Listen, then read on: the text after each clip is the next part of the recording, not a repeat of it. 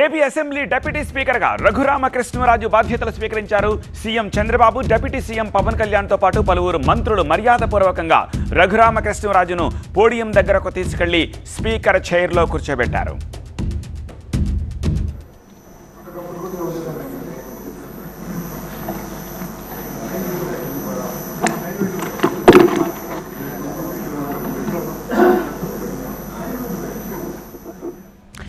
Deputy speaker Raghuramakrishnaraju గురించి సభలో ఎవరేమన్నారో ఒక్కసారి డీటెయిల్గా చూద్దాం.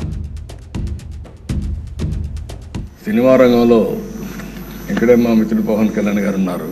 త్రిపుల్ ఎంత సంచలనం సృష్టించిందో నేటి రాజకీయాల్లో మీ చరిత్ర కూడా అంత సంచలనాన్ని సృష్టించిన దిశ. త్రిపుల్ సినిమాలో నాటు నాటు పాట ఎంత పాపులర్ అయిందో ఈ త్రిపుల్ రచ్చబండ కూడా అదే మరి పాపులర్ అయింది. దానికి ఒక చరిత్ర ఉంది. అహంకారంతో విర్రవీగిన వారికి కాల్చి వాత పెడతారంటారు చూడండి, అదే సరిగా జరిగింది. ఆ రోజు మాట్లాడినప్పుడు వై నాట్ 175 అంటే వై నాట్ 175 కాదు, నీకు ఇచ్చేది 11 అని చెప్పి 11 సీట్లతో గెలిపించారు. ఇంకొక పక్క ఇదే సీట్లో నేను చూశాను, మీ ప్రతిపక్ష స్థానాన్ని తీసేస్తామని చెప్పి హోదా తీసేస్తామని మాట్లాడారు.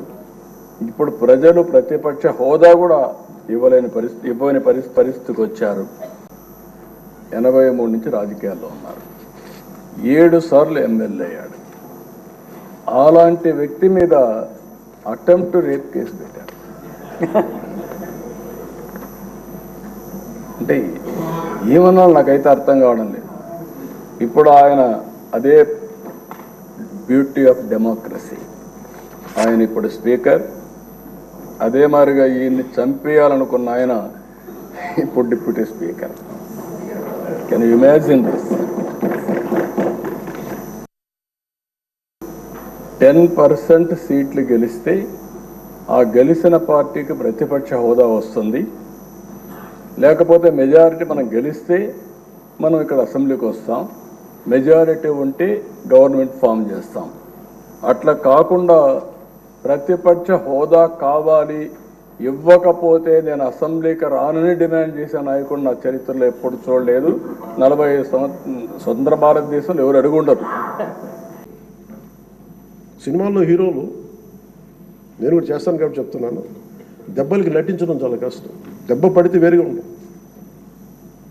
కానీ మీరు నిజ జీవితంలో దెబ్బలు తిన్నారు.